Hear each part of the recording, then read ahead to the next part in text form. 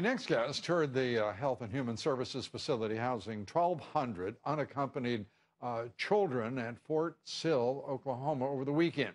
He says the current situation at the southern border is tied directly to this administration's failed policies. Joining us, Congressman Jim Bridenstine, a member of the Armed Services Committee, former combat pilot, lieutenant commander in the U.S. Navy Reserve, and rebuffed in his initial desire to go through the facility at Fort Sill. Having now succeeded in getting that tour, your impression? Well, I can tell you, Lou, initially when we went, we got rejected, and then they said you could come back. They gave us a date. They said you can't ask questions, you can't talk to the staff, you can't talk to the contractors, the medical professionals, you can't talk to the children. We told them that we would treat their restrictions the way the president treats the law, that we will treat it as suggestions. We showed up and we started asking questions. And I got to tell you, they were very accommodating after the issue that we made of this last time. Now, what I can tell you is that all of my worst fears were confirmed, that there are children there who have been through massive amounts of suffering because of the trek to the northern part of Mexico. The scenario is a lot of these kids are being, they might have parents or friends in the United States of America who are making money. Many of their parents or friends in the United States are here illegally, but they want their kids to come to the United States. So they will pay coyotes down in Mexico to traffic their children into the United States. The coyotes then have to pay transnational criminal organizations in northern Mexico. And if anything breaks down along that route, that's where the suffering occurs. You have sometimes parents that are not able to pay. Congressman, I understand that. And everybody watching and listening to you understands.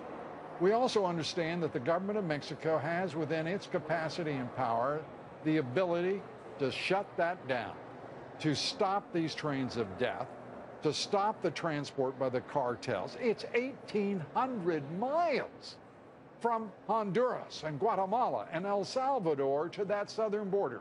And if anybody thinks that that is happening without the cooperation and the complicity of the Mexican government, along with the drug cartels and the human smugglers, they're mad. This is not a U.S. public policy issue. This is a rampant example of corruption and indifference to human life on the part of the Mexican government. And this government is not dealing with the Mexican government firmly to tell them it's time to act like a civilized government.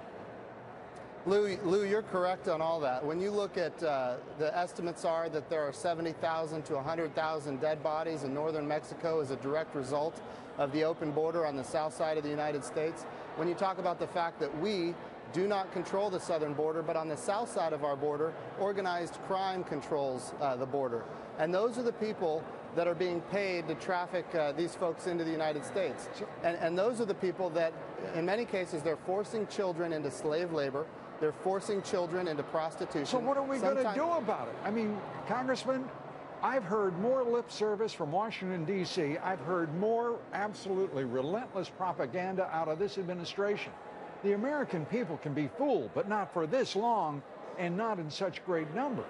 This is a Mexican government problem, and the United States is acting like a bunch of damn fools. Well, it's also true that the United States hasn't done what it should do. We need to secure the southern border. The 2006 Secure Fence Act requires 100%. It's the expression, damn fools, Congressman.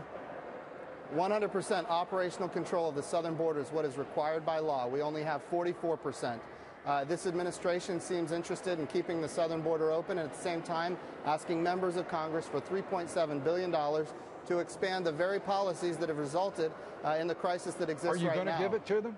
Are you, Speaker Boehner, is the Republican leadership going to give this administration a dime for a crisis that it's created? There are a number of different Republican groups right now trying to come up with a counterproposal that will actually solve this crisis. What the president proposed will not solve this crisis, and what we have to do is do the serious business of the American people to solve the problem. We have to have control over the southern border, and we need to make sure people down south know if they come, they're not going to get in. If they do, they're not going to stay. And if we do this correctly, we can stem the crisis. Congressman Jim Bridenstine, thanks for being with us.